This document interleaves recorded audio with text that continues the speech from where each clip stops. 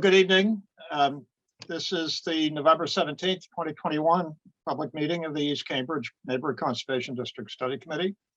I'm Charlie Sullivan, Executive Director of the Cambridge Historical Commission. Before beginning the meeting, I'll first confirm the members of the committee are present and can hear me. Members, when I call your name, please say present. Ronald Kramer Jr. Not present. William Dines. Present. Francesca Gordini. Present. Valerie Reese has told us she won't be present tonight. Gavin Cleespies. Present. Paula Paris. Present.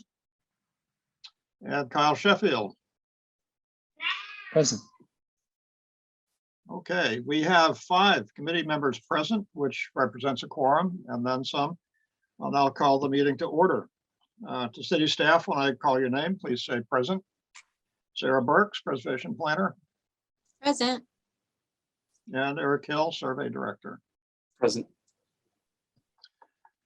Now, I've got to read this script, so here we go. Introduction to remote meeting. This public meeting is being conducted remotely consistent with Governor Baker's executive order of March 12, 2020, due to the current state of emergency in the Commonwealth due to the outbreak of the COVID-19 virus. In order to mitigate the transmission of the COVID-19 virus, we've been advised and directed to suspend in-person public gatherings. And as such, the governor's order suspends the requirement of the open meeting law to have all meetings at a publicly accessible physical location. Further, all members of public bodies are allowed and encouraged to participate remotely.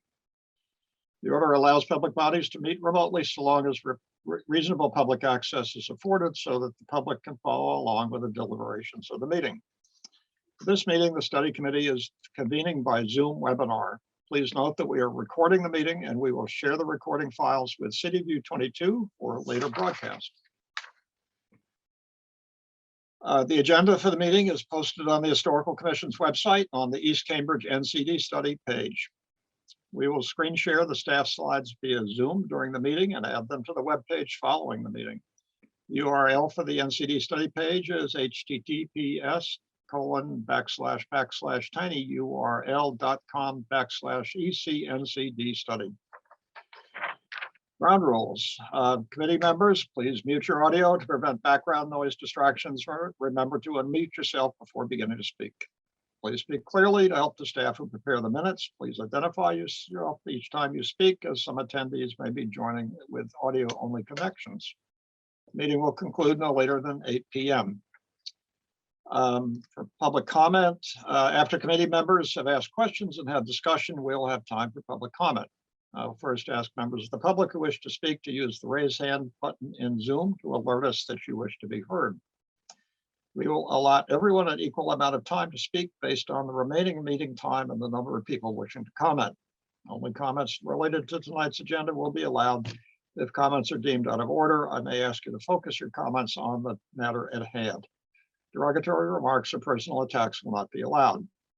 Staff will call on each speaker by name and ask you to unmute your audio and state your full name and address. Depending on the time available, we may have to cut speakers off after 2 minutes. We recommend sending comments to staff via email at ehill@cambridgema.gov so we can forward them to the committee members prior to the next hearing. So now we've had the ritual reading of the script. We can get down to business. And I'll share my screen and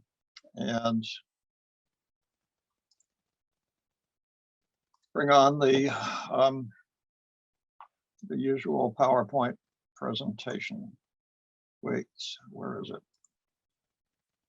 Okay, from the beginning. So here we are, November 17th, 2021. Who could have known that we'd still be doing this? The agenda tonight is the same.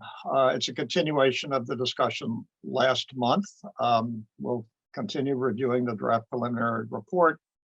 I'll very briefly discuss a couple of, well, it will take as long as it takes to discuss the goal statement and then the recommendations that I had screwed up in my previous draft, and I hope is I've now been rectified. And then the future directions for the committee. Where do we go from here? So I have these same slides you've been staring at for a couple of years about the background of neighborhood conservation districts for folks who are tuning in for the first time. These are districts established to protect architecturally and historically distinctive areas of special concern. There are 4 existing districts in Cambridge, established since 1983. Each one has a commission of neighborhood residents that administers it with CHC staff support. NCD commissions approve new construction, demolition, and certain alterations that are visible from a public way. The establishment of a district recognizes the particular design and architectural qualities of neighborhoods, encourages their protection and maintenance for the benefit of the entire city. So the jurisdiction and boundaries of a potential East Cambridge NCD will come out of this study, but the decision to enact a district will rest with the Cambridge City Council. NCDs differ from historic districts, which are established under state law, are generally quite strict and regulate almost every exterior feature, publicly visible exterior feature, including color. NCDs are intended to be more flexible. National Register of Historic Places is a feature of historic preservation in Cambridge and around the country. It's really a planning tool, a list of building sites, structures, and districts that are important in American history, etc. It's a federal designation administered by the State Historical Commission. It does not limit what private individuals do with their property in any way, unless the project involves federal or state funding, licenses, or permits. So the classic project that triggers National Register review might be the extension of the Green Line. A small project in the neighborhood is unlikely to trigger any National Register review, but it is a useful planning tool. And so the study area boundaries were determined at the very beginning of the study a couple of years ago.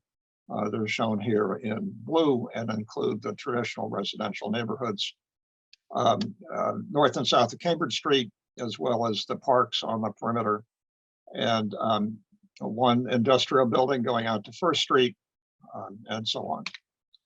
So we've got to the point of drafting a preliminary report of the study committee, and these sections have been circulated before past meetings, most recently before the October meeting, and include a history, a part 1 that talks about the history of East Cambridge and why it's significant. Part 2 talks about the various preservation and development measures that are in effect or are available in Cambridge neighborhoods with the existing zoning, and the preservation tools like conservation districts, landmark designations, historic districts, and review of demolition permits. Part 3 talks about the history of the deliberations of the committee, and contains the statement of goals and guidelines, goals and secondary goals. And then part 4 are guidelines, which are essentially boilerplate and represent best preservation practice regardless of the neighborhood. Part 5 describes the rationale for the boundaries, and then part 6, which is mostly what we're going to talk about tonight, is recommendations. So there's the address for where all of these can be located on our website. So I'm not going to read the overall goal statement. It's been fully discussed, I think. So unless any member of the committee wants to review or go back over any of this, I'll pass over. But I will say that this goal statement is the foundational statement for each neighborhood conservation district. It reflects the collective judgment of the study committee about the character of the neighborhood and the aspects of the neighborhood's character, physical character that that are bear attention in terms of historic preservation or conservation. And so this is the statement that a future NCD commission, if it's enacted, would refer to in evaluating applications for certificates for permits to alter buildings in ways that are subject to the jurisdiction of the study committee. Then there are secondary goals. There are 10 of these in this draft, and these are meant to cover most, if not every, possible situation that it might arise in the administration of a conservation district. And they are sometimes contradictory. For example, the first one talks about conserving the diverse architectural character of the district by retaining historic structures. Then number two, or let's see, number 5 talks about encouraging contemporary design. One of these goals might apply in a one situation, and another goal might apply in a different situation. So they are not necessarily meant to be applied to every single instance that comes up, but one of these or more should apply in most instances. And again, these are statements that the NCD Commission would refer to in making findings about certificates, or as we call them, certificates of appropriateness, or basically permits that would allow building permits to be issued for a project. So again, I'm not going to read them all, except that we last month spent some time at my suggestion about a possible 10th goal, which was the point of which was to recognize that the city council adopts goals annually as part of their budget process, and that some of these goals, but not all, are relevant to neighborhood conservation district discussions. And it seemed like a good idea to me that the NCD, this basic charter for an NCD commission, should recognize the city council's recitation of goals that they feel are important in the administration of the city. So I'll jump ahead and show you this screen, which is taken from the budget book. And these are the goals that were adopted as part of the current budget. They are similar from one year to the next, and they cover the gamut of public administration in Cambridge. Not all of these are necessarily applicable or relevant to a neighborhood conservation district, although perhaps more, but 2, I think, are quite important. Number 1, increasing access to affordable housing for all income groups, and number 3, deepen commitment to sustainable use of energy and strengthen capacity for resilience. These are aspects of the life of the city that many people and of course the city council feel are important guiding factors.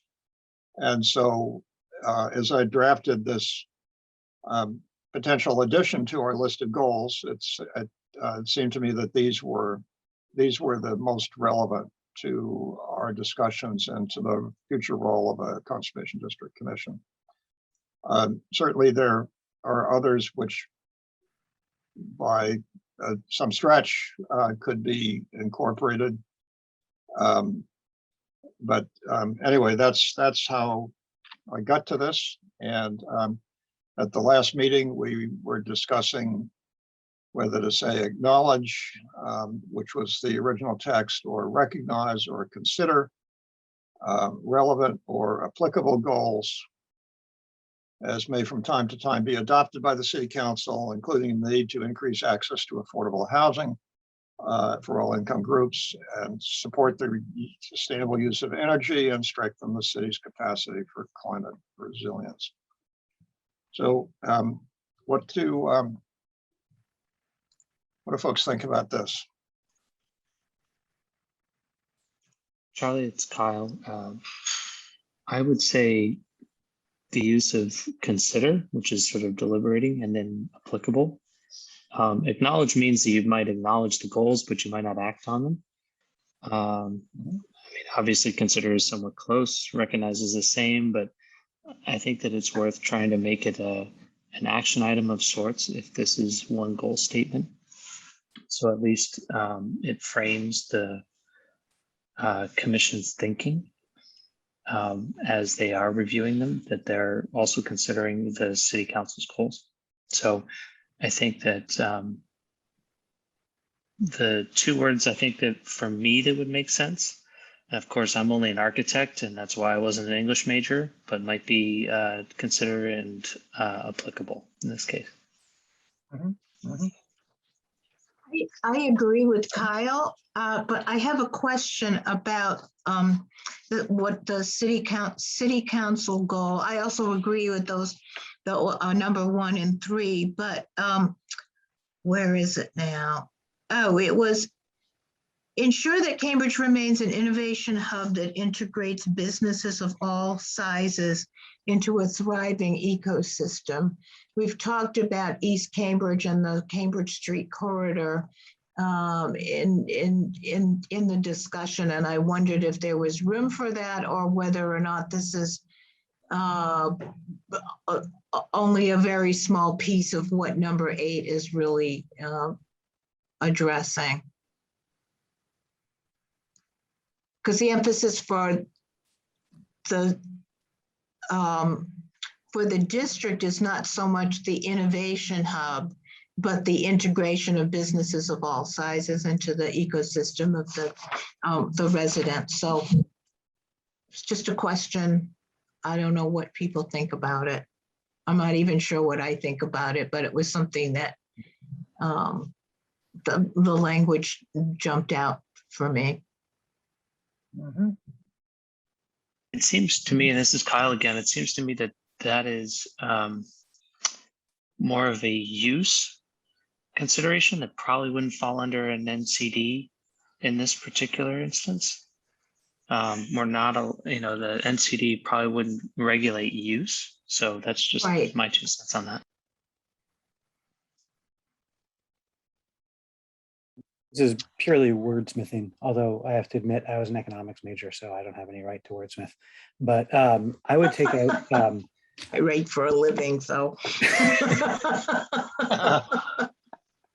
I would take out from time to time. I think that it's just a stronger statement.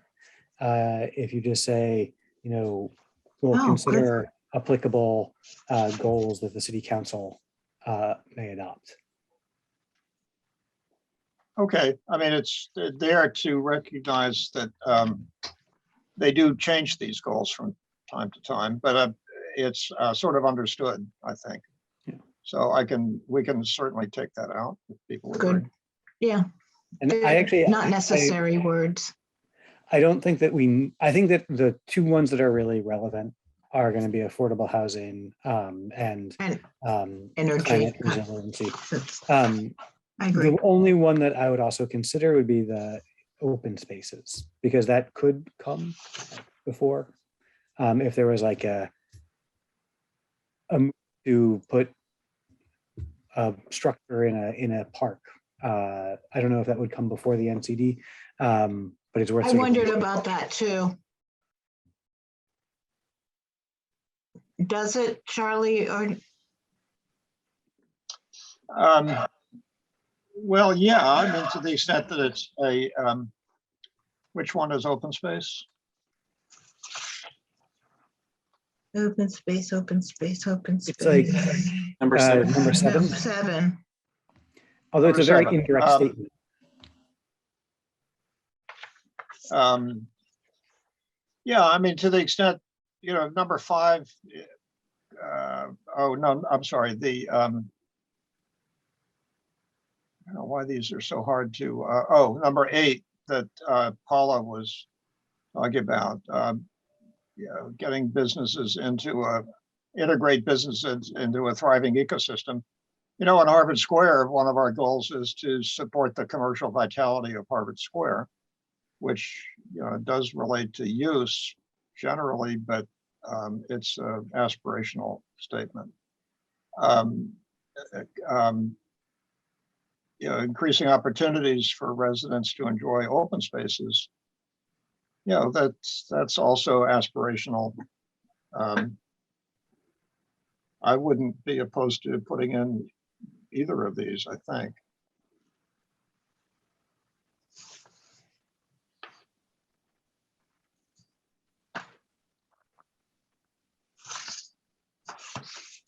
I don't want to overdo it, but Right.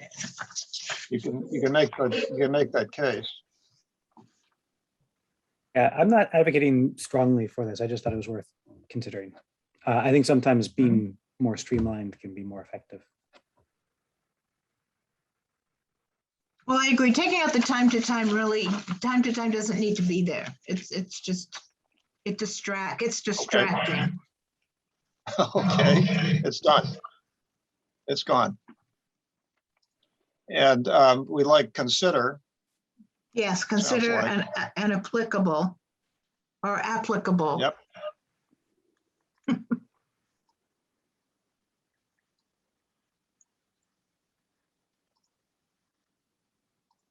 And then how many Okay. examples do we want to, how many references do we want to put into this? The rest of it? Do we want to add to what Charlie's put there, or do we not? Well, we don't know what the future goals are going to be, so it's kind of difficult to start adding, what the future city council goals would be. So I would think we probably should just leave it the way it is. Do we This want is to? Kyle. I would. Go Oh, ahead. sorry. Kyle. Go ahead, Paula. No, No. no, please. Oh, Beauty no, before age, actually, please. well, I put it that way. I was going to say, do we want to include any examples? Or do we want to just highlight these two? I don't know. This is where it becomes, we can just deliberate this forever. What were you going to say? I'm not quite sure where I stand on it. I'm going to have to reflect on this. I'll stop talking. I was going to agree with Bill only because the goals may change, but the fact that we're including applicable, I think that as you relate these goals back to the NCD goals, I think that it allows the commission the ability to then apply any goals of the city councils that fall in alignment with the NCD goals. If that makes sense to the group. That makes Would it sense make to sense me. just to say here, including but not limited to? The need to Yes, increase that's access. always a good, that's always a good escape clause.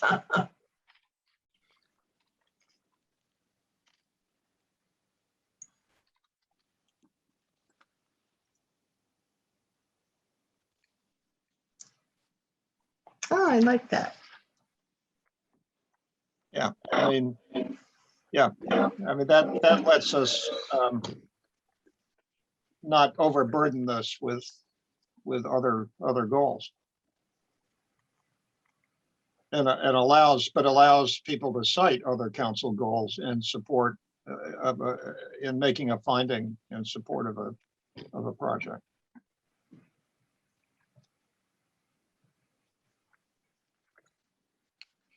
So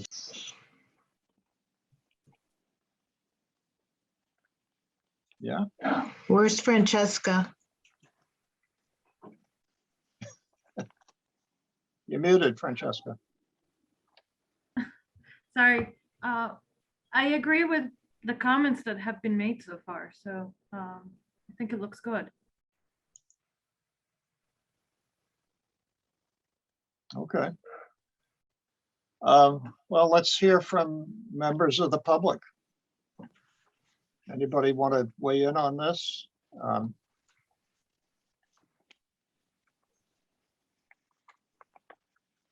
You're muted, sir.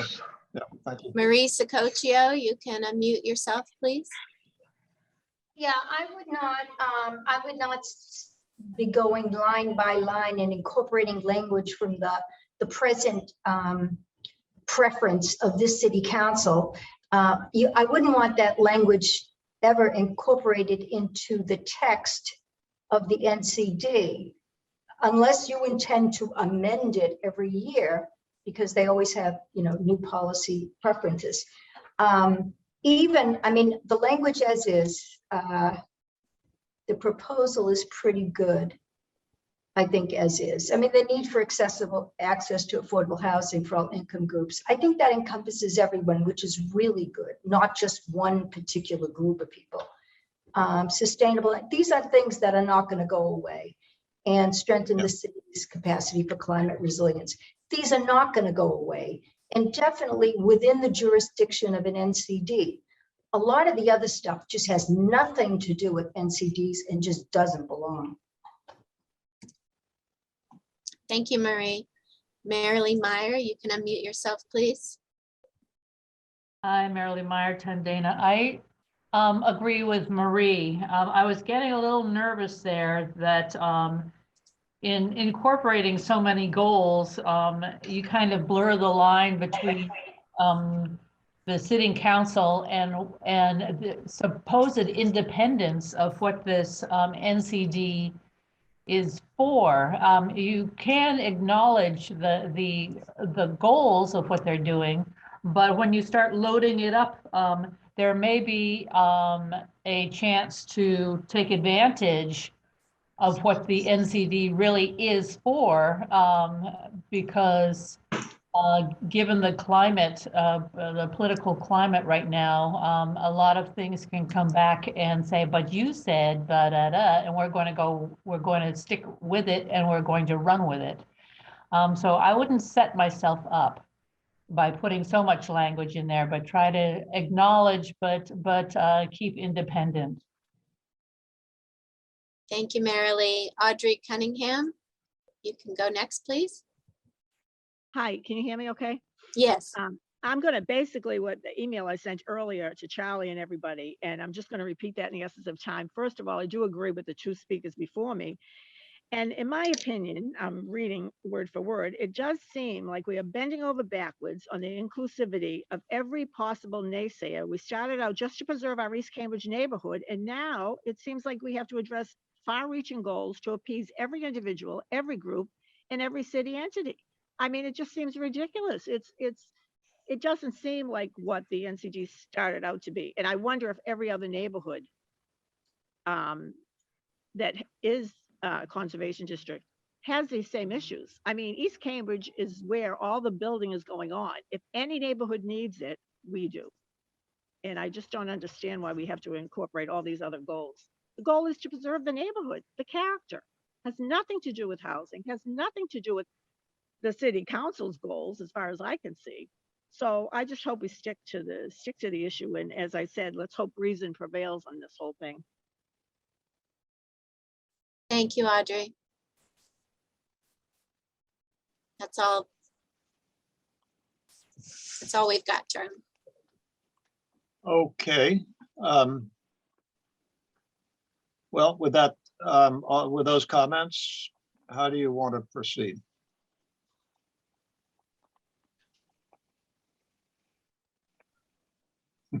This is Kyle. I think that the language that we've got in front of us seems to support some of the comments that we received from Marilyn Meyer and Marisa Cochio. I think that consider may appease the third public comment that we received, that we can consider it as part of, but as long as it aligns with the overall goals of the NCD, to me, I feel comfortable with including this particular language for number 10.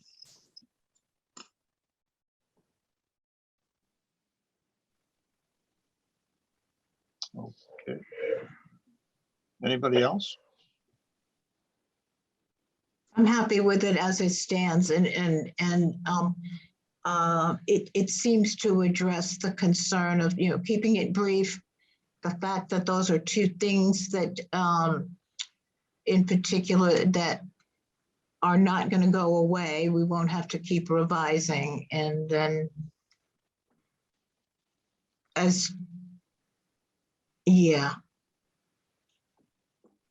what Gavin Ally, said, this we'll keep is it Bill. brief. This is Bill. Do we need to maybe be a little more specific with applicable? I liked one of the comments Kyle just made about as it relates to the neighborhood conservation district, instead of just applicable goals. That's kind of broad, right? Do we need to maybe hone in a little more and say directly that it would be applicable to the neighborhood conservation district goals as stated above, or something like that? I don't know, just a thought.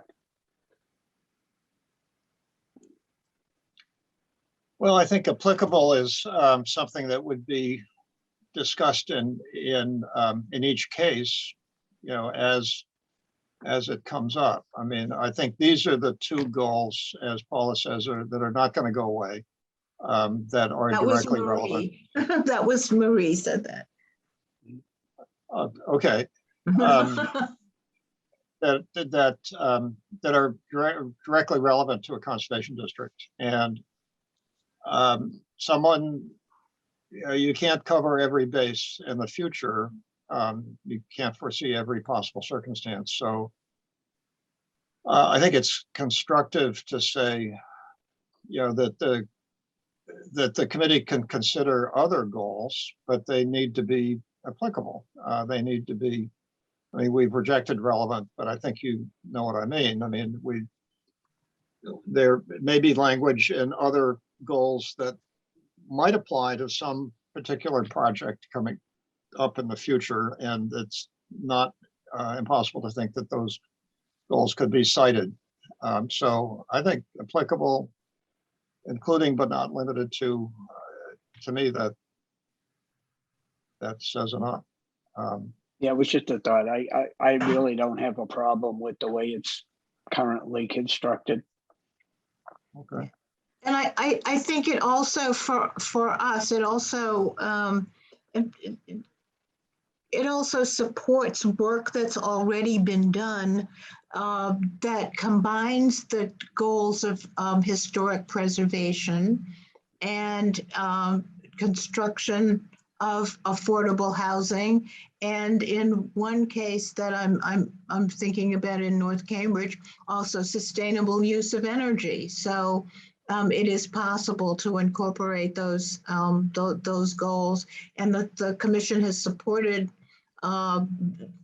both the affordable housing, certain affordable housing projects in the past, and will continue to do in the future if if presented.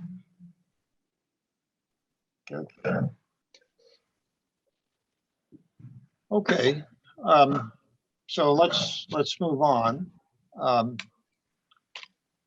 And we've had public comment. So the next thing I want to discuss is the recommendations section, the recommendations that we discussed last month.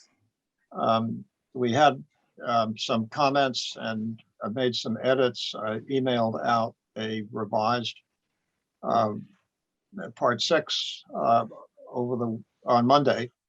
And some of those changes are reflected in red here, but I'll just go through these from the beginning because it's a little complicated. So the enabling ordinance, chapter 40C, while it does allow jurisdiction over all publicly visible exterior alterations, et cetera, except color, categorically excludes a number of things from review, including maintenance and ordinary repairs in kind, interior alterations, exterior alterations not visible from a public way, color, landscaping with plants, trees, or shrubs, and reconstruction after architectural features damaged or destroyed by firestorm or other disaster.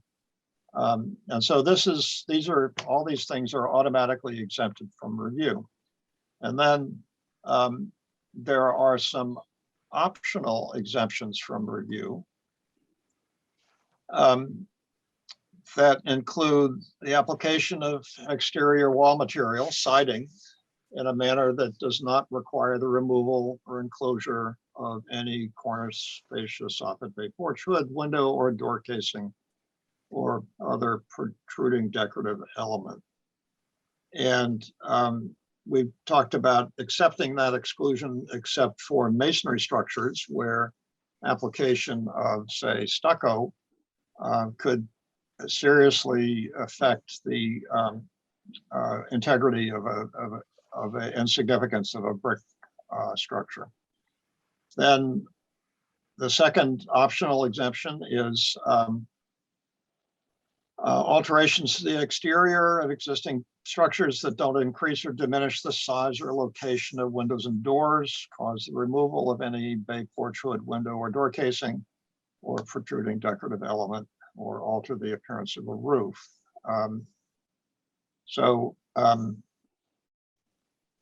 Then we'd also exclude signs, temporary structures, lawn statuary, recreational equipment, and could come back to that later if we needed to develop policies about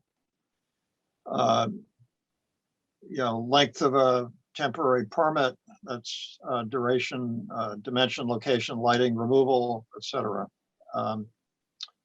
But to begin with, all those categories would be exempted from review. Terraces, walks, driveways, sidewalks, and similar structures substantially at grade level. So if somebody wants to pave a driveway or put down concrete pavers on their front walk, that's not subject to review. Storm doors and windows, screens, window air conditioners, lighting fixtures, antennae, trellis work, and similar appurtenances. So this is all specified in the ordinance, that language. And then we also have the flexibility to exempt further things from review. And so we discussed replacement windows pursuant to the commission's guidelines for replacement of wood windows. New openings and foundations below the first floor for windows and light wells to accommodate basement, lower level apartments, living spaces. Furnace vents not located on a principal facade. Those are the white plastic furnace vents that are popping up around. HVAC equipment behind the principal front wall plane of a building. So if it's on the side or in the rear, it would not be reviewed. Flat skylights and solar panels parallel to in close contact with the plane of the roof. Satellite dishes, antennae, and similar features. Satellite dishes weren't foreseen when those initial exclusions were drafted, so we put that in here. Replacement roofing materials except for slate. So this envisions if an owner wants to replace a slate roof, they should come in and discuss it with the commission. Then this provision in red, we added last time, I think, replacement of wood gutters and exterior features unprotected from the weather, such as porches, railings, steps, balustrades, fences, with appropriate synthetics. And so since about 2018, the Historical Commission has allowed synthetic fences and porch railings, which are exposed to the weather, are not under an overhang. And these are not, say, the shiny plastic fences that you sometimes see around town, but fences that are, the policy covers fences that are made of PVC, which works and is painted like wood and appears to all practical purposes just like wood, but is a more permanent material. And on the theory that, or on the fact, I guess, that ordinary common lumber that you buy at the lumber yard today, native pine lumber, when used in an exterior application, you're lucky to get 10 years out of it. It's not a permanent material any longer. And then gutters, we no longer in the historic district encourage people to replace wood gutters with wood because wood gutters are inherently too small for the increased rainfall that we're seeing, and the policy or the practices that the Historical Commission's adopted allows replacement with metal or fiberglass gutters in a traditional pattern so that the appearance of a traditional gutter is maintained, but the capacity is increased. And then we've decided to exclude exterior lighting that conforms to codes, electric vehicle charging stations, raised beds for gardening, new walls or fences 4 feet high or less, et cetera, and between the sidewalk and the principal wall plane of the building, walls and fences 6 feet high or less behind the principal wall plane. Alterations to commercial building facades that the executive director, and I've added, or a designated staff person determines will uncover the decorative or structural framework of the building originally intended to surround a storefront. Framework consists of elements such as piers, columns, cornerboards, quoins, friezes, cornices, and similar structural or decorative features. And then within that framework, storefront alterations are exempt if they don't obscure, remove, relocate, or replace historical or original exterior architectural features. Signs that conform to the sign code would be exempt from review.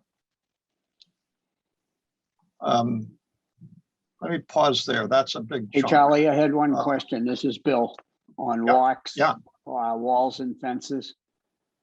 Yeah. You're saying 4 feet or less between the sidewalk and principal wall plane of the building. Mhm. And walls and fences 6 feet high or less behind the principal wall plane of the building. Is that the same? That's behind the principal wall plane. So the principal wall plane is the front of the building facing the street. If you're on a corner, you've got two principal wall planes. And this envisions. Oh, okay, you're saying behind the principal. Yeah. So that would Yeah, either be on the so- side or on the back side or whatever. Right. So if Okay. you had a house that was set back from the sidewalk, so you have a front yard, you could enclose the front yard with a fence up to 4 feet high without any review.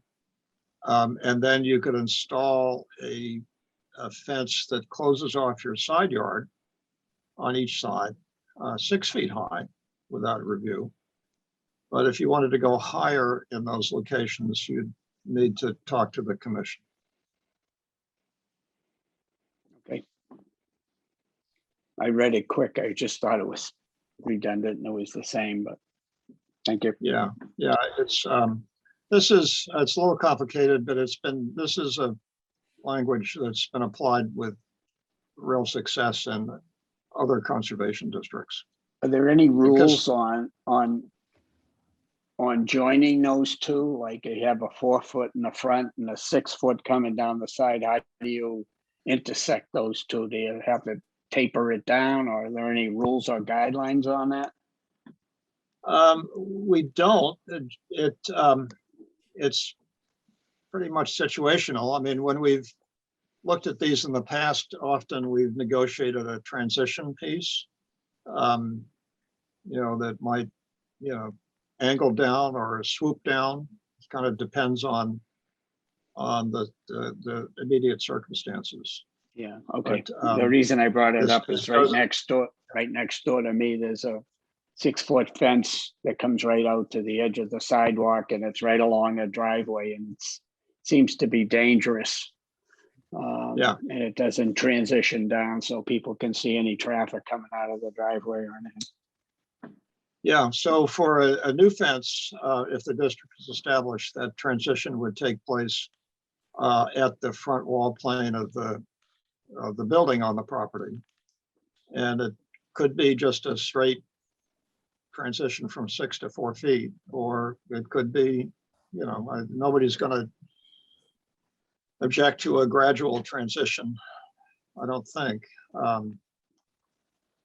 But yeah, that's exactly the situation that would apply to. Okay, thank you. So I have just one clarification.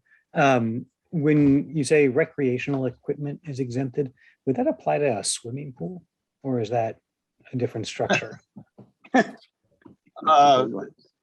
Geez, that's a good question.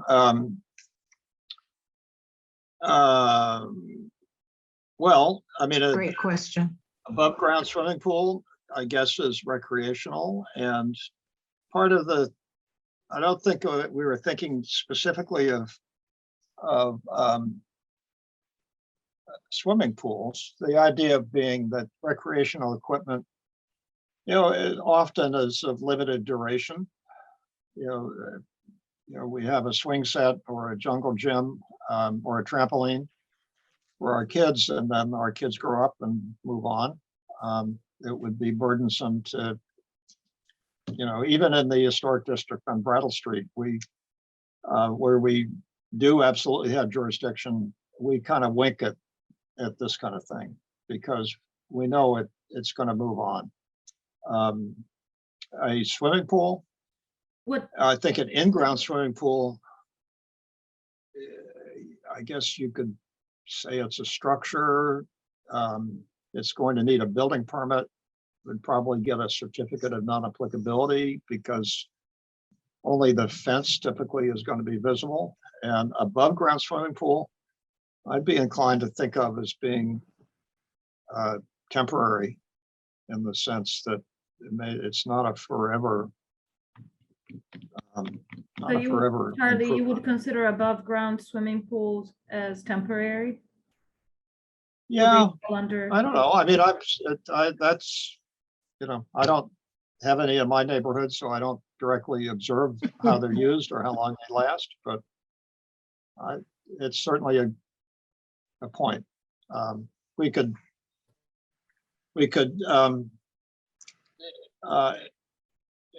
provide for review of above ground swimming pools if you want to do that, for sure. Well, it might, I mean, there are other permits. I guess that's also a question.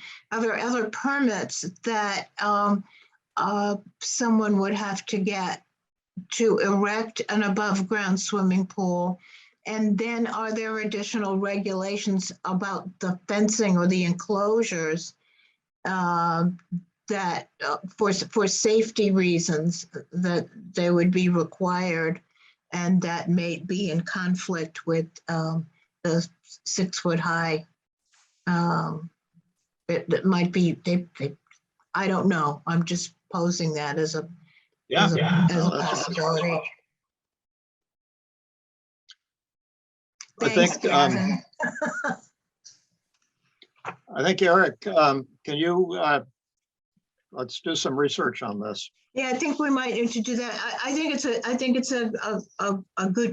good, I think Gavin's question is a good question, but I would also be interested in what else is involved. That would be in conflict with what we propose, and if you don't want to restrict someone from putting an above ground swimming pool. I wonder if there are lots in East Cambridge that are big enough to even consider that, but there may be, and people may want to, somebody may want to erect one. There was one on Charles Street between Schropper and Third at one point. I'm rather confident Oh. there's like an above ground pool on Spring Street near the school. In the driveway. And it is a temporary structure that the owner, I think, has there for his grandchildren, but it's not quite. Yeah, so And I don't think that- it's the only one that I've seen around the neighborhood over the years. I think the basic question is the presence of a above ground swimming pool deleterious to the conservation of the neighborhood? Not real, I don't think so.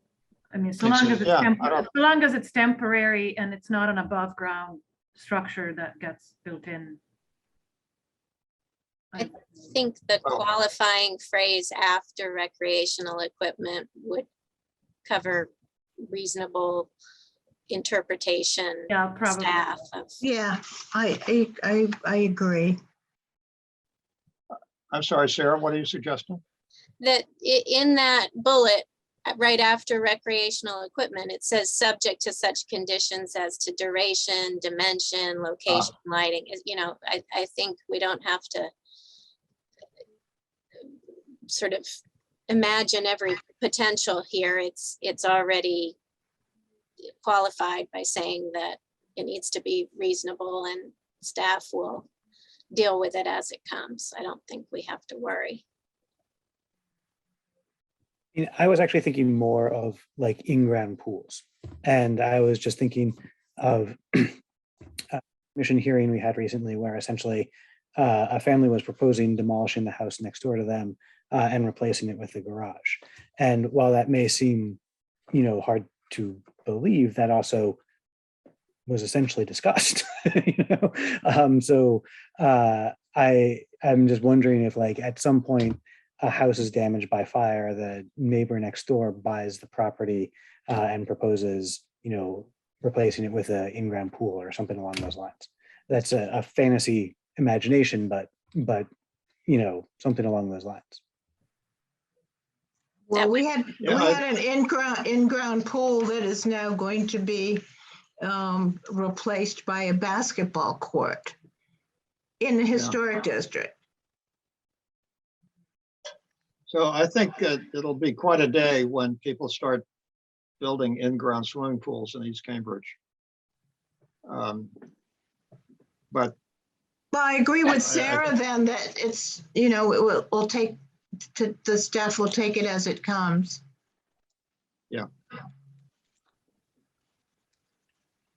I think this really covers that sort of thing. I would agree. Good question, though. Good. Yeah, Yeah, it could have been a hockey rink too. Nope, oh we yeah, had that. backyard hockey rinks. If it ever freezes again in the winter, I mean, I know. that's a real Cambridge thing. We Yeah. don't want to I get. just Oh, saw yeah, you- it is. Yeah, we used I to had do one that. in They used my- to do it. The Thorndike School Park there, they used to put a berm around the whole park and flood it. The city used to do that when I was a kid. Yeah, so I don't think that's anything that needs regulation because it doesn't permanently affect the character, the conservation of the neighborhood. So there are these are all exclusions, and then the next section talks about jurisdiction and national register and non-national register properties. But why don't we stop here and see if members of the public have any comments on this discussion? Marilee, you can go ahead. Just to back up a little bit, this is a lengthy list. The synthetic fences are not, don't have to be reviewed, but then it says in keeping with reviewing synthetic trim and gutters by the CHC. I would think that you know, even if it's by staff, the array of synthetic fences can be so offensive, but no pun intended. But the other thing, which maybe, you know, I don't know if it's an appropriate question, but is exclusion the same thing as exemption as far as language is concerned? Because when I read the title sentence to these sections, I had to read them twice to make sure that I was looking at exclusions and not inclusions.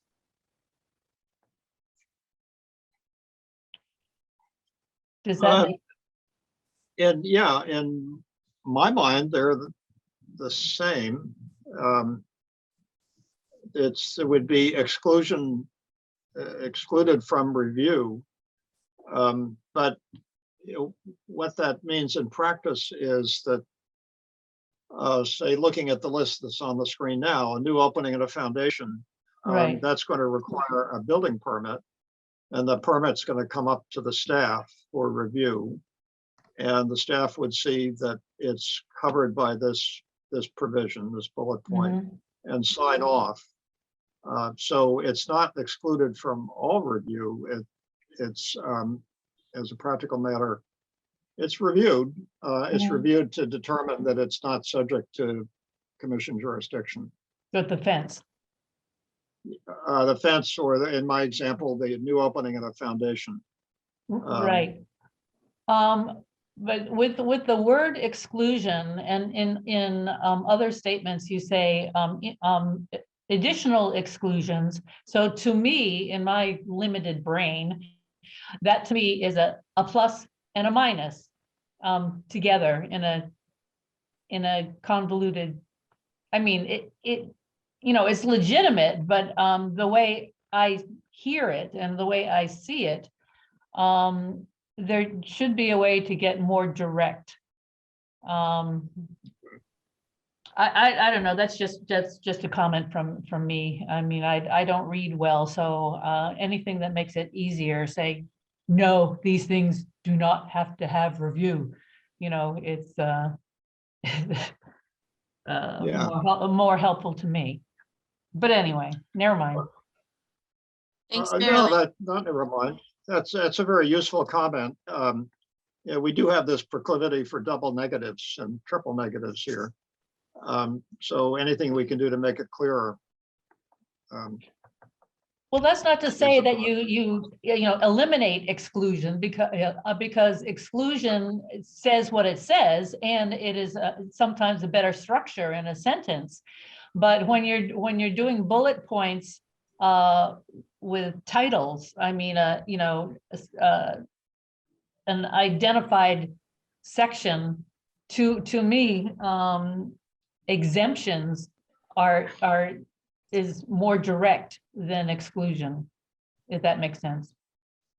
Okay. But, you know, whatever. Look at that. Thank you, Marilee. Thanks. Marie, you can go ahead. Yeah, I have some concern about the satellite dishes, antenna, or similar features. I mean, what I do see is people put them on the front, the front facade of their buildings. I would think in an NCD, you should have jurisdiction at least about placement. Yeah, here's a real wrinkle. Those direct TV dishes, the gray ones, are exempt from local review by some FCC, Federal Communications Commission regulation. And, you know, I put it in here, but for somehow that particular kind of antenna, that particular kind of dish is exempt from review. And Maria, this is, I'd be happy if you can Yeah, I'm look that gonna, up and find a loophole, but yeah, I cannot Yeah. imagine that that's okay, whether you have a conservation district or a historic district. I mean, Yeah, they I are know. really unsightly. I know, but this has come up. Yeah, all right. We've spent a lot of time with the law department and the city's electrical department on 5G and this other thing came up as something Yeah. that was not subject to review because it's also a zoning issue. Yeah. Yeah, The other so issue I had was, I think last meeting, I expressed a desire for a more permissible sign allowance for the business district, you know, Yeah. Cambridge essentially. I see here an exemption that they're just subject to local zoning. But I think that there's more potential. I mean, a lot of this really relegates the facade to staff at CHC, which is fine with me. I have no problem with that. And I think a lot of businesses will be happy to hear that. But I think there's potential for the local businesses to have more of a choice as to kind of signage. And, you know, I can easily foresee more of an old-fashioned or eclectic potential for Cambridge Street. But not under sign zoning right now. yeah, well, that's what we got in Harvard Square, but Yeah. it required amending the zoning ordinance. You know, if the committee agrees, I can put some discussion in saying that we would favor such a zoning amendment Yeah. that would be allow a study committee, a conservation district committee to approve non-conforming signs, good. Yeah, like we can do in Harvard Square. yeah, that would be a good idea. Thanks, Marie. That's all the hands that I see, Charlie. Okay. Just a sec. Okay. So then the second half of this section talks about jurisdiction for between properties on the National Register and properties that are not on the register. So last month we talked about the properties on the register, all new construction and demolition, as well as publicly visible alterations that don't qualify for an exemption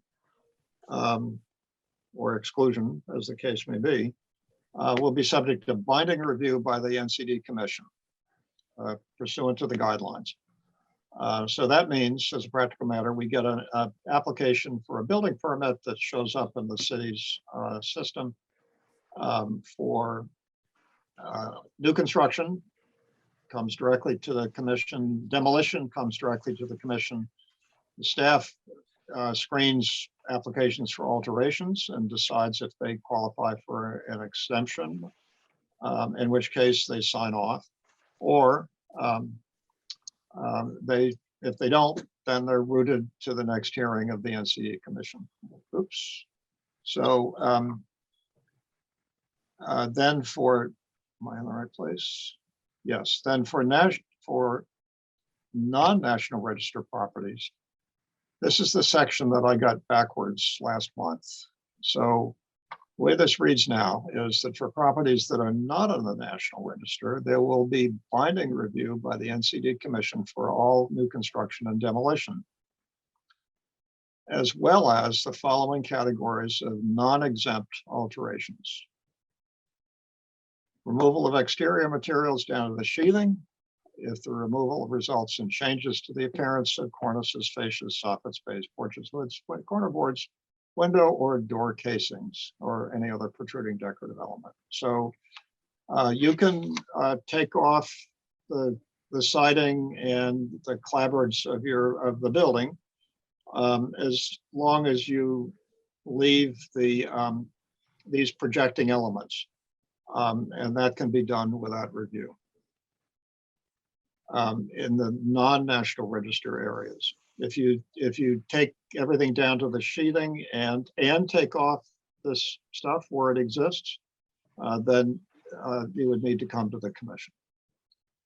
So there would be binding review also of changes to roof form, shape, or height, including the addition of dormers. So during the period when the commission had jurisdiction, we had several proposals to raise roofs, to convert gabled houses to 3-deckers with flat roofs, to alter roofs in various ways.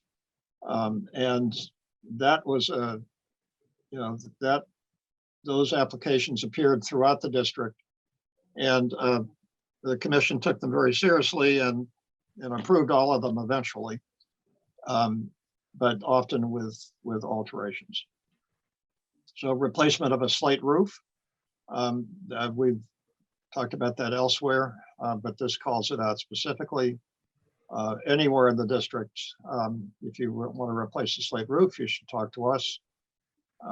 Changes to door and window sizes and locations, except basement windows and exempted storefront alterations. So if you're rehabbing a building and swapping or changing the door location, the sizes and locations of windows, that is going to be subject to review.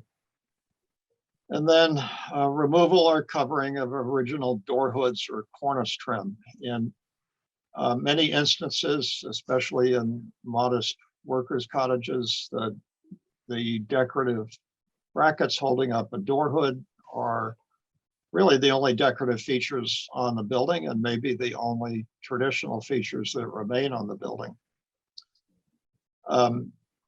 And then finally, a catch-all phrase, alterations not mentioned above or exempt from review would undergo non-binding review by the commission staff. So as I discussed, the permits come through the office, the staff evaluates them and decides whether they're subject to jurisdiction or not.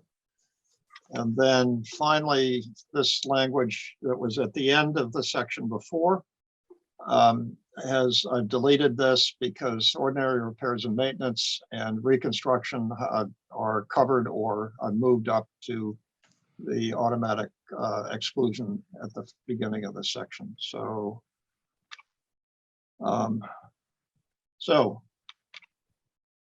there we go. Leave it here. So what do people think about this one? Does this clear up the misunderstanding? My misunderstanding? Like this better than last time. Yeah, me too. Yeah, I agree. It cleaned it up. Yep. Yep. Yes. That sounds like consensus. Francesca, do you have any comments on this? Oh, no, I said yes, that's fine by me. Oh, you did. I'm sorry. Yeah, sorry, maybe didn't I have was the screen on. muted.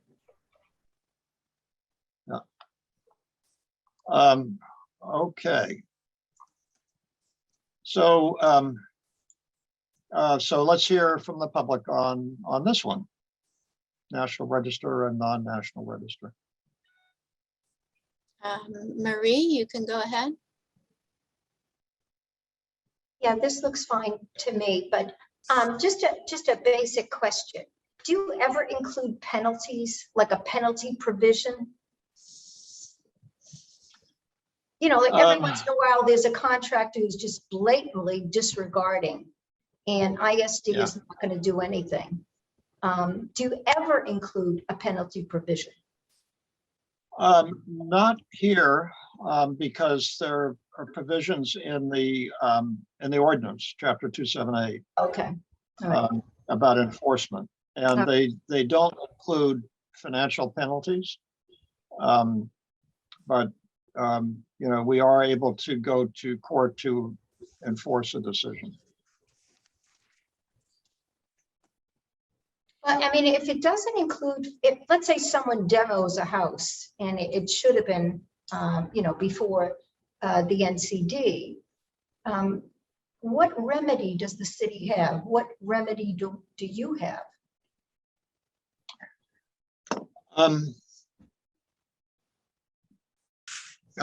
Let's see, Sarah, do you have that at your fingertips? No, I can look it up. I think we Oh, could I make them can- put it back if they didn't have approval to take it down. Yeah. Wasn't there a case Yep. in, I want to say North Cambridge? Wasn't there one? Well, No. but that's not in a neighborhood conservation district, so that's different. All right. All right, I'm just curious, but if Charlie says they So- just don't put it in this, Here's the paragraph about enforcement and remedies. So can you see this on my screen? yep, Commissions authorized to institute any all actions, proceedings, and law and inequity as they deem necessary and appropriate to obtain compliance with the requirements of the article, prevent or threaten violation thereof.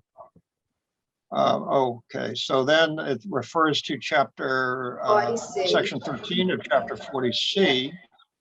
Any violation may be punished in the like extent. And then no building permit shall be issued with respect to any premises upon which a landmark or structure within an NCD has been voluntarily demolished. Otherwise than pursuant to a certificate granted after compliance with the provisions of this article for a period of 2 years after the date of completion of such demolition. So we do have recourse. right. Section 13. Wow, that jumps to the wrong, something strange here.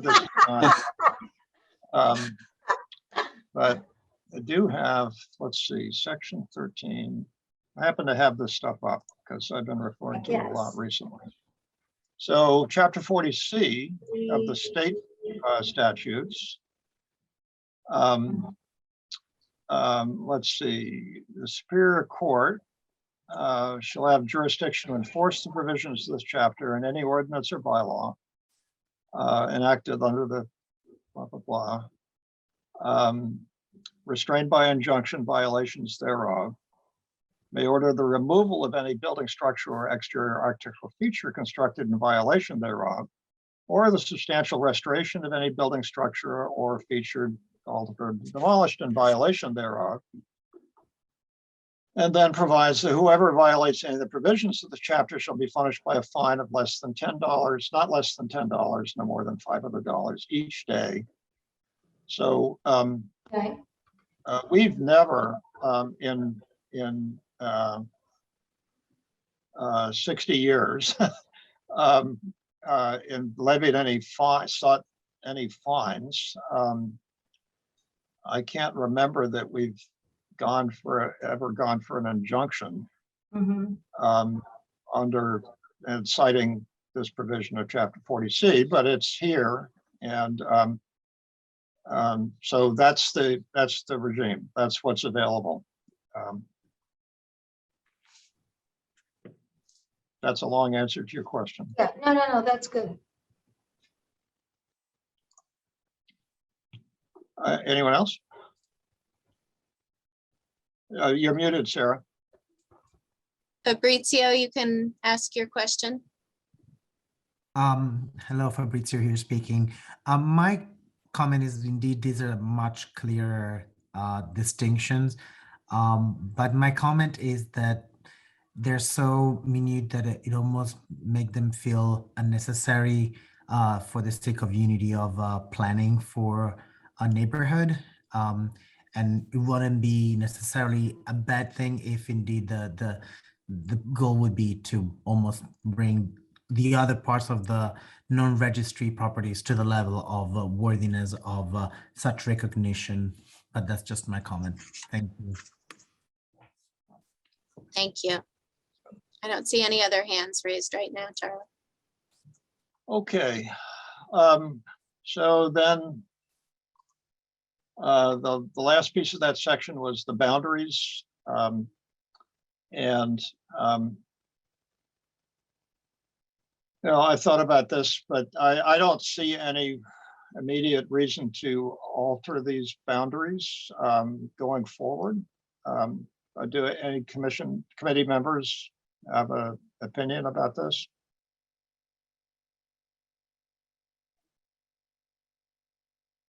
You should be pretty familiar with these now.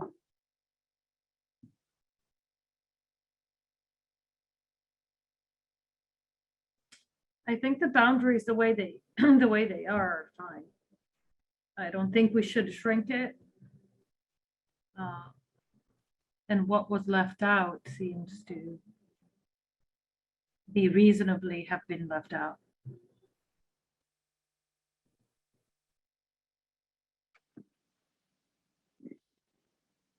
There is this very strange condition down here, if you can see my cursor. Yeah, I think I had inquired about it at some point.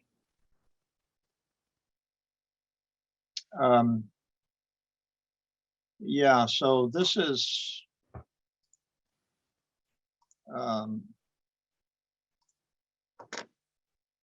let's see.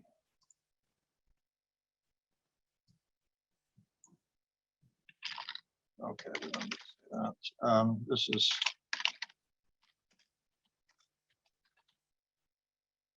street and Bent Street. Mm-hmm.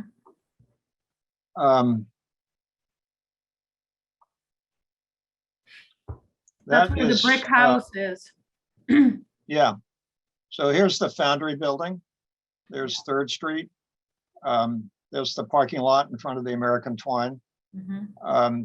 So the study area boundary comes down, excludes this parking lot, but includes this property, which is this house, which is I'd have to look this up again. I wasn't quite prepared for this, but this is it's a 19th century workers' cottage that was clad in brick in the, I think in the 1990s. Bill, is that right? That's correct. This is Eric. It was clad in brick in the 1990s by a contractor owner. And then the two properties. Eric, didn't I ask about this property and I asked you, I thought it was going to be protected, and I think you mentioned, is it a it's not in the National Registry, right? So just No. because the building's on the National Register doesn't mean it's protected, but it was included in the study area for East Cambridge, in that little notch. Mm-hmm. So it also includes this little 2-decker. I'll go back to the there's the situation. So maybe we should recapture that parking lot though, because I would imagine at some point somebody's going to redevelop it. well, we cannot extend the boundaries. We can only shrink them. And that, it's the reason that was left out is because that's the same parcel as the Bent Street, the large industrial building. I see. Okay. So that's kind of an odd shaped parcel.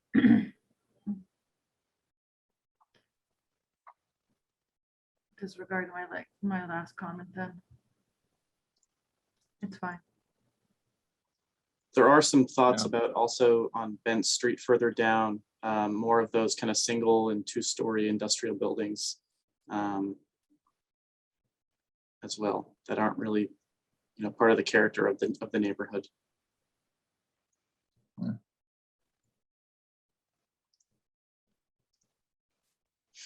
On the very southern end of the study area. Yeah. Sorry. Oh, I got lost here. Where are we? Oh, okay. There we are. So yeah, basically, well, this is already outside of the district or the study area. Oh, okay. Further down, see, there's the. Oh, right. It's down by 6th Street. Yep. Closer to 6th. And we reviewed a case to alter windows on an industrial building that's now condos. And obviously there was no issue.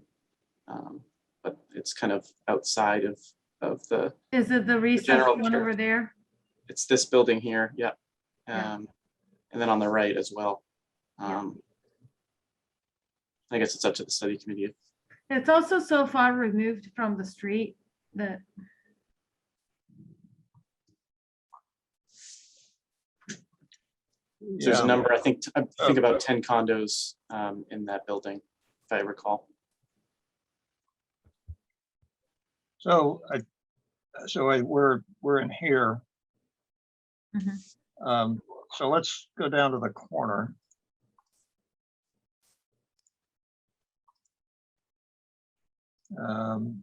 Then, so these buildings are in the study area, this big parking lot.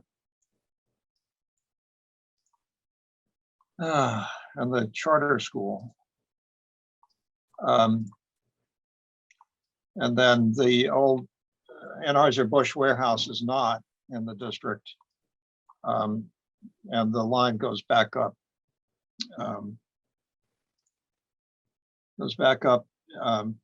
And picks up Charles Street and includes the field.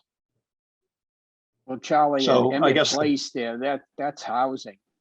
There's 2 or 3 housings there from Charles heading south. And I think Yeah. that's why those were included. I'm not sure if you look at the properties over the annotation Vent Street. I'm not sure what those are. Is that the school? Yeah, That's- these are. yes, that's the charter That's the school. school. Yeah. So I guess the rationale for including these is that they probably could be redeveloped. And that might affect the residential area adjacent. I would but- say it's also so- part of the character of the neighborhood to have industrial like buildings that, so. If I think about the strip of condos further down. Yeah. So here's the buildings at the corner, Mhm. Right. and that must be Emmett Place. Yeah. Yeah.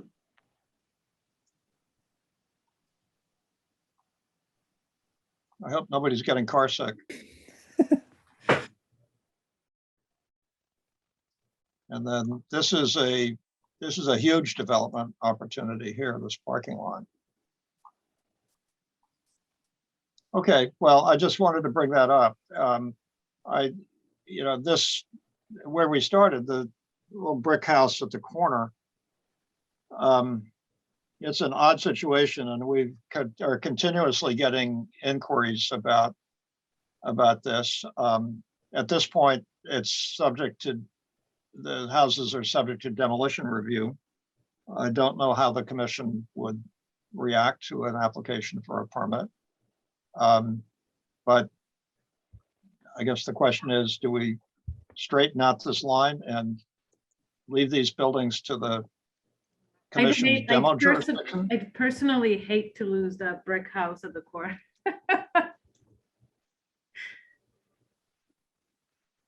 But Okay. Bill, what do you think? I think we included it because they were housing, and that was the only rationale we had there. I don't know why we excluded the parking lot there, but I think it was because it was just a parking lot, and we figured, well, leave that out of the proposed district.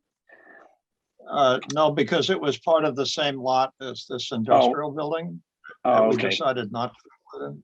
Yeah, okay. wasn't, Just for clarification, is this essentially talking about a 19th century building that was really radically altered 30 years ago? Yes, yes. I think that there's an argument to make for straightening that line. I mean, if it's radically altered, I don't know how much it's contributing. Yeah, it's kind of, it seemed like it was a handyman special that did all kinds of different things with cement forms and try to mimic pillars and little, whatever you call them, on the top and around the stuck in cobblestones, but I could support straighten out the line if I had to, but I'd like to hear from the general public, people out there, what they thought on that issue. Can we move it in the parking? Can we move the brick house in the parking lot next door?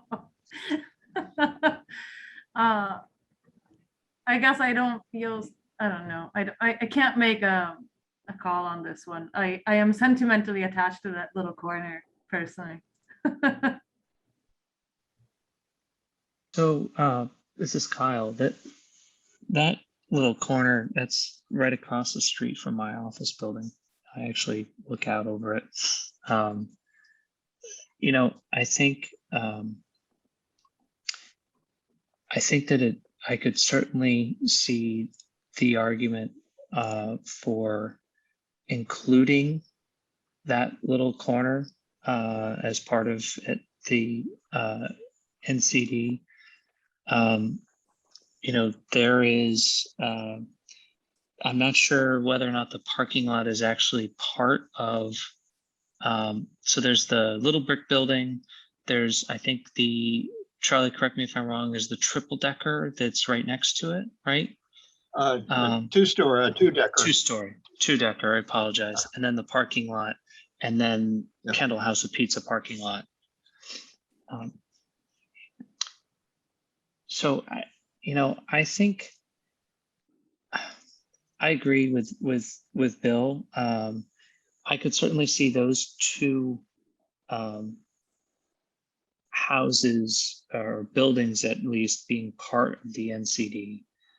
And in fact, I think, Charlie, if I am reading this correctly, you're including, there's a small lot, I don't know if it's contiguous with that brick building that's right behind it that butts right up to, if I remember this correctly, it butts right up to that one-story industrial that's on Bent. Okay. Yep.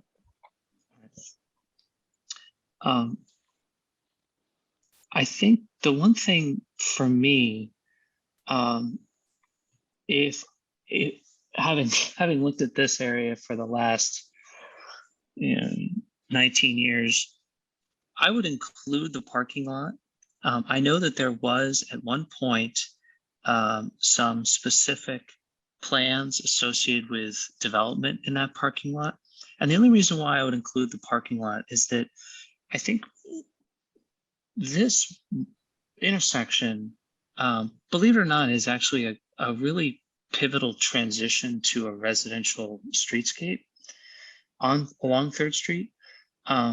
Just beyond this intersection at Bent, on the right-hand side, you have a straight row of brick row houses that lead right up to Charles Street, where Desfina restaurant is. Mm-hmm. And the streetscape on the left-hand side, there is, now we have the development parcel that used to be a parking lot, but that's housing. But on the other side of Bent Street along 3rd, you now have this transition into a residential neighborhood. So one could argue that the scale and appropriateness would want to work within not only the little brick house or the 2-story building that's next to it, but also as it mediates into Desfina, Kendall House of Pizza, which is 3 stories. And then as you go across Charles Street, continuing on up 3rd Street, going into 2 to 3 story residential buildings. So I would actually argue that the building on the corner of Bent, the 2-decker just along 3rd Street inside, and that parking lot be included in the NCD. It looks like, Charlie, at least in your diagram, it's sort of skirting around that. So. Yeah. Well, unfortunately, we cannot expand the study area to include that parking lot. We can only, at this stage, we can only reduce the study area. So desirable as it would be to review any development on that parking lot, we can't do it. There's also another parking lot just north of that little section that's highlighted. It's a separate empty parking lot. If you see on the aerial. That I believe is part of Kendall House of Pizza. It's a This one separate is, parcel, yeah. at least on the zoning map. Oh, interesting. Okay. I would have to agree with Kyle. That corner just forms such a nice portal into the neighborhood that if it were to become a tall high rise, then I think we would lose one of the major nicest access to it. Well, unfortunately, it sounds like from what Charlie's saying that It's that's gonna be down. beyond Yeah. that's beyond what we can adjust at this point. So Well, we can preserve these, or we can include Sure. these in the district, for sure. Sure. We just cannot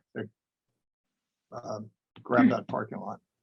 No. So holding the Charlie, corner, can you totally refresh why agree. we excluded that parking lot? I can't really recall. Well- That was way back at the beginning and when we way were back at the first. beginning, and there was a discussion about this frontage on Bent Street.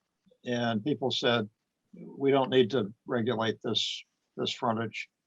And it Oh, so turned that out was- that frontage included that parking lot. Oh, okay, that that's why this we did lot- it, okay.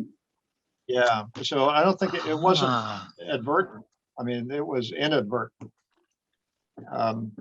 got it. And we didn't catch it in time, and here we are. So I'm perfectly happy to leave these in. Yeah. I just wanted to have that discussion. That's good. Thanks. Okay, any comments from the public about boundaries? Marie, you can unmute yourself. Right, I would definitely include the little house that was modified with the brick. We excluded originally the foundry from the NCD because the foundry was a landmark already. And obviously, you know, plans were in the making for the restoration. And this little brick building, this corner and the house next to it, really a kind of the entree when you're leaving East Cambridge to go to the foundry. This is what you see, then you see a dramatic transition because the apartment building, the new one that completely blocks in the foundry. I mean, that's just like shocking to see. And we had one open house at the foundry with two deans from Leslie. One is a dean of architecture who ended up being on the foundry board. And the first thing she said to me was, you need more of this. And she pointed to the little brick building and less of that. And she pointed to the new giant apartment complex. And I thought, yes, she's right. I agree with her. Definitely the little house, by the way, is on sale right now. It's being marketed for 2.9 million. The lot is a little bigger than one would think. It actually has a good chunk of land to the side of it. And there's a warning, do not enter. So you have to, they don't give any pictures of the interior at all. And you can only visit by appointment only. So I thought that was kind of And Marie, interesting. it initially hit the market at 5.5 million. Oh my God. Did something elaborate happen at that site that we don't know about? It was No, originally, I can answer, it was originally marketed as the two buildings. The two-decker was purchased separately and that closed. So now I think this building is still on the market by itself. Marie, if you recall that they were planning on a potential marijuana facility there. Not in the little brick one, the one next No, door. the building right next to it. Yeah, The two-decker, they were. right. Yeah, they're definitely worthy, both of them.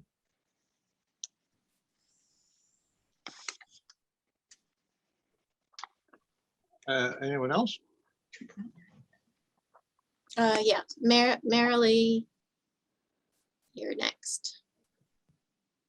That little brick house, I mean, I'm mid-Cambridge and I kind of drift over to East Cambridge to look at buildings and everything, but that I always look at that little brick house as my landmark, as the entry into the neighborhood, because I get confused with all the Kendall Square big stuff. Two ways of looking at including that parking lot. You can't include it, but in the bigger picture, if this goes to city council for approval, I'm not sure what the procedure is, but something like cutting off that potential for housing in a parking lot would probably rub a couple of people the wrong way. And you could always use that to your advantage by saying that, you know, that we did not include a parking lot. But conversely, because it is flanked by small vintage houses and row houses on all three sides, I can only hope that that would influence the whatever gets built there, as opposed to 13 stories. You know, maybe they'd be a little bit more sensitive by looking at their surroundings. So those are my two thoughts, that you might get brownie points and you might kind of dampen somebody else's design. Thank you. Thanks, Marilee. I don't see any other hands raised right now. May I say something? Sure. Marilee's commenting along Marilee's comment. Well, if we had to get brownie point, then personally, I'd rather give up the site where the charter school is, that has a much larger spot. And if that were to be higher density, it would be a little less detrimental, at the very least, to one of the getaway of the neighborhood, because 6th Street is not used quite as much as 3rd Street.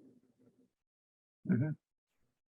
Yep. Traffic wise. So Well, I think that's this is gonna have to become, what do we trade off for allowing Well- for higher density in some places? But we also we also ruled in all our guidelines that we're not against having higher density if it does make sense and where it does make sense. And I think that would encapsulate lots like that one. Yeah, and I would add, basically, just because a building is included in the boundary doesn't mean it can't be demolished. It would just be reviewed under those guidelines. Yeah.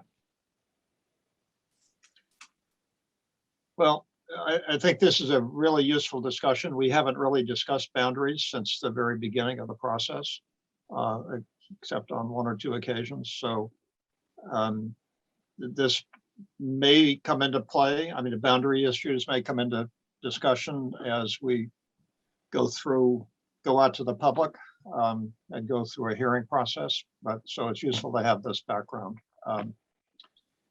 So with this, I'd like to just talk about a couple of more things. I didn't send out any appendixes. So there will be a proposed order for the conservation district. Will include the synthetic trim and wood windows guidelines. And then we haven't talked about this, and I haven't had any suggestions that it might be necessary, but I know Ron Kramer has strong feelings about conservation districts. And I just want to anticipate that we may include some minority reports by any member of the study committee who might have a different opinion from the majority. So passing that, I want to talk about future directions. This is how a schedule might pan out. If the committee agrees, I'll pull together a final draft of the preliminary report with illustrations this time, that we can add to make some of the discussion clearer. The committee could discuss that and approve it in December, or have another meeting in January to continue discussions. But then if you approved it in December in between, nothing would happen over the holidays, but in January, we would do a neighborhood outreach and a poll. And then under this scenario in February, we would get the results back from the poll, from the outreach, amend the report as necessary, and make recommendations to the Historical Commission, which might meet in March. So the outreach, we've in the office have talked about this at length for a long time. So once the committee's consented to release the plenary report, we would have asked the planning team to make a presentation. There may be other venues where we would want to discuss the proposal in an open forum. And I'm not sure if we're able to meet in person yet, which would be a real hindrance.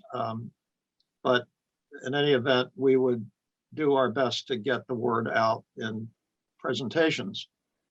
The report itself is a paper document that we would post electronic copy on the CHC website. We make a physical copies available at the branch library. And we would send by mail to anybody who requested one. And then we've also talked about doing a poll. And this is complicated. There's no surefire way to reach all the stakeholders. So there are three different ways to approach stakeholders. One is to contact property owners from the assessors list. Another is to contact registered voters on the election commission's list.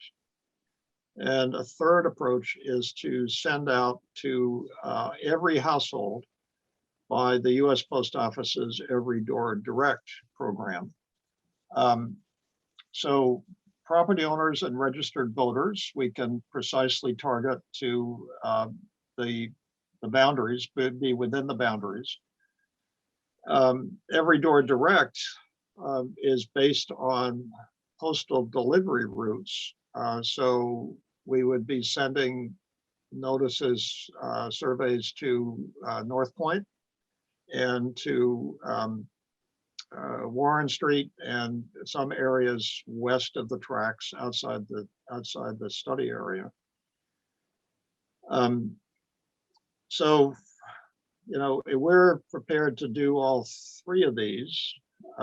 So the summary would be a 2-page document with a map that would be common to all of these outreach efforts.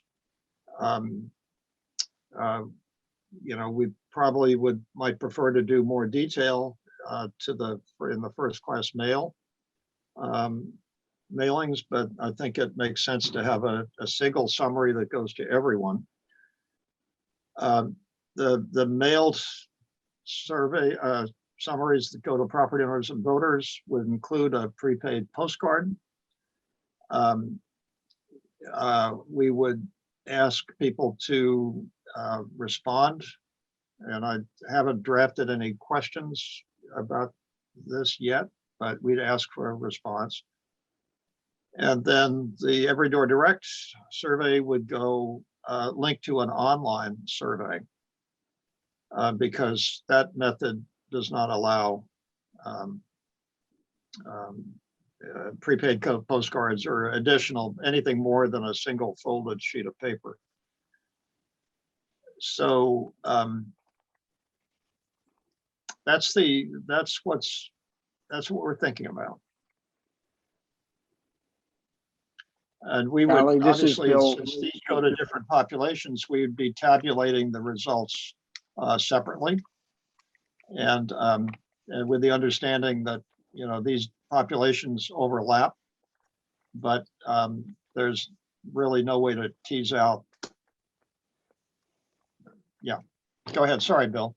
No, that was gonna be my question. How are you gonna distinguish between registered voters, property owners, and every door direct? I could conceivably get 3 at my residence here, so that would mean I could vote 3 times. Yeah, but you would be voting 3 times in your population cohort. And they wouldn't accumulate. It wouldn't be like voting 3 times in an election, because it'd be 3 separate elections. Oh, okay. That makes sense? Yeah, the I results will be guess. tabulated in 3 different Buckets. groupings. Yeah. Oh, okay, so each system will have its own result, basically. Correct. Yeah. And then for the first 2, the 2 mailings, the postcards would be numbered some way. That way we can verify. Identified Number. somehow, yeah. Okay. With the mailings, could you also include a QR code on the mailing that went to an online survey? That's a thought. Yeah. Because I mean that, like, a lot of people just don't go to the mailbox very often, but they Yeah. might be perfectly happy to do an online survey. And I trust other people's better judgment, but the Every Door Direct, I think you can get a lot of sort of non-relevant responses. Yeah. I have Yeah, a question. but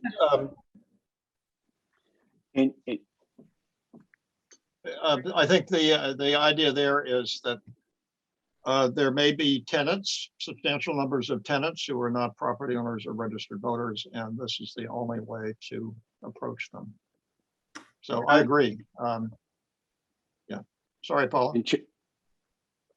Go ahead, No, Francesca. It was me. I was gonna say. Oh, sorry. With the QR code, how do you know if somebody is voting more than once though?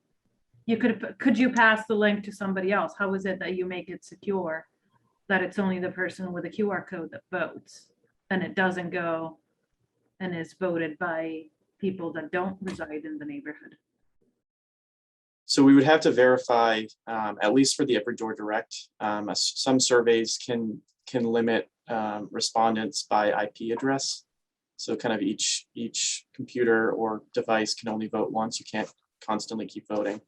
And that's why, the mailing and actually having, physical mailings with numbers, it's kind of the best way to do it, yeah. Verify. But then would the IP address, would the voting be impossible for people with an IP address outside of the boundaries, basically? Is it possible? I don't think that can be controlled. I don't think it can either. No. Yeah, that's the issue, is there's no easy way to do this. So we thought to have I was just wondering. multiple mediums in multiple ways, and that way it reaches everyone. Everyone can at least vote once. Okay. And then we can have the 3 different kind of tabulations. I assume Charlie, that the QR code would be a link to additional information that you could bring up the whole preliminary report on your phone. God help you. Charlie, the rationale Bill. for going outside the boundaries. It's just the way the post office works it. So I think it's the route that picks up north of Cambridge Street. It also includes the postal letter carrier's route. North of Cambridge Street includes North Point and goes down past the tracks. So if we want to include residents of that area, we have to go outside. But we'll know that, and we'll know that other people could probably vote. You know, that link could be passed around. It's going to be a fairly broad section of the population that might pick up the link and vote. And maybe we can have it limited to a single IP address, but there still could be multiple people outside the district voting on that poll. But that's the virtue of having 3 different polls, so you can triangulate. So the property owners and the registered voters are only within the boundaries? Yes. And then, I'll make a quick point. I know we have a couple hands and we're running out of time, but the reason we're not just sending out mailings that say to resident to every single door is because we use assessing data. So a lot of the addresses in East Cambridge are just a single owner, and then they can have 6 units, but those units aren't included in the assessing data. So if we did it, you know, with the normal mailing saying to resident, it would just be only one piece of mail to a building that could have 6 units, if that makes sense. That's why every door direct actually brings it to every single door. We don't have a way to manually do that. Yeah. On the responding doc on that every door direct, is there any way to have the respondent provide their address? And then that could be eliminated from the statistics if it's outside the district? Yep, you can, and then you just have to rely on people being truthful, I guess. Yeah. We'll have more detail next time. So we can go to about 5 minutes past because we started a little bit late. So Sarah, let's hear from the Okay, public. Patrick McGee, you can unmute yourself, please. Hi there. Just to follow up on a question I had 2 months ago about the poll. I guess this summary, is the language of that summary going to be made available to this group next month for them to vote on? Yep, absolutely. And any questions that you would be asking would also be included in that? Sorry. The questions of the poll would be included. Like the Oh, committee yeah, sure. Okay, wonderful. Thank you. Yep. Thanks, Patrick. Marie? Yeah, just a comment about property owners versus registered voters versus every door direct. I don't see any reason to go every door direct, encompassing people who are not even in the proposed district. If you're going to follow forms and do property owners, period, because that's what it does. That's the safest way to do it. If you want to do registered voters, you're going to get my sister and I at 55, and next door at 57, you're going to get at least 20 registered voters who are not owners. Well, more the merrier. Well, I guess I wasted 2 years here then. No. No, I think we've heard a lot about tenants and about the need to reach out to tenants. And this is really the only way to do that.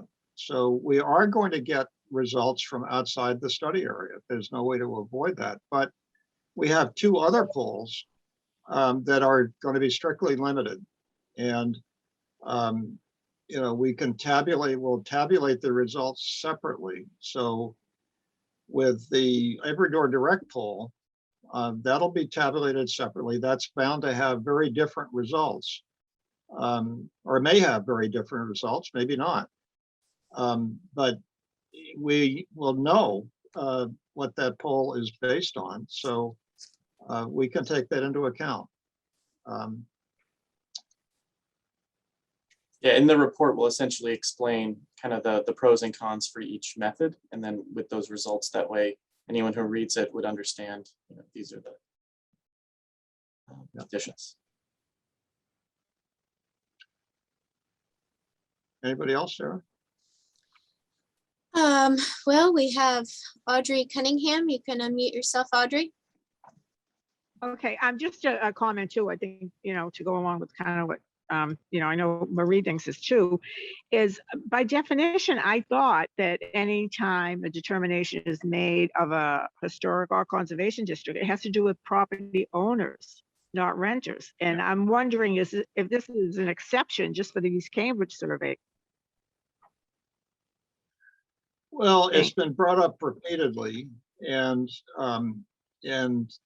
the, there's been a lot of discussion in the political realm in Cambridge during the election and leading up to the election about the rights of property owners versus the rights of tenants. And I don't know where that's going in the larger scheme of things, but it's a relatively new factor in the political discussion, in discussions in the city. And I totally agree. I mean, it's the property owners who have the real skin in the game. I mean, absolutely, they are the lead interest here. But I'd rather be in a position of having outreach and listen to other groups in the community that may feel they have a stake in the neighborhood. And I think if we don't do that, we are likely to be criticized. Just again, I mean, we will have 3 separate surveys, and we can all place the weight on each one. We can place the weight that they deserve, and we can make the point that property owners who may have the greatest stake in this outcome have this result, that registered voters who will include property owners and those who are not property owners have a result, and every door direct is probably going to have a different result, but we know where they're coming from, and we can weight them, and we can accordingly, and we can convey that to the decision makers on the council. That's my pitch. Okay. Thank you. Thanks, Audrey. I hope it's sunny out there. Patrick, you've got a comment? Yeah, one last quick question. I forgot to ask earlier. I apologize. Charlie, you mentioned, and I have no idea whether or not this will be relevant, that there might be an appendix that included a minority report. And I guess my question is, would CHC staff be available to help form that if there was a desire to have that done, or would the onus of that report be entirely upon a member choosing to write it? Yeah, we would certainly help. Sure. Wonderful. Thank you. Thank Okay. you. Marilee, your last one. Just a quickie, and just a reminder, I'm outside the district, but I'm nosy and I want to know what's going on everywhere. Are we going to talk about, or maybe I missed it, what Eric sent out? He sent out 2 updated documents, number 6 recommendations. Were those already folded into our discussion? Yeah, that was the first that's 3/4 of the meeting. Well, I was looking for the particular language, and actually what you sent out, there was one line that I wanted to challenge, but if I didn't see it in what was being presented, then maybe it's a moot point. So I withdraw. Okay. Well, you. why don't you email us that line and we'll take it up Okay. if you can find it. Yep. I have it in my hot little hand. Okay. So that's it, Sarah? That's it. Okay. Closing public comment. Have a tasty turkey next week, and we'll see you on December 15th.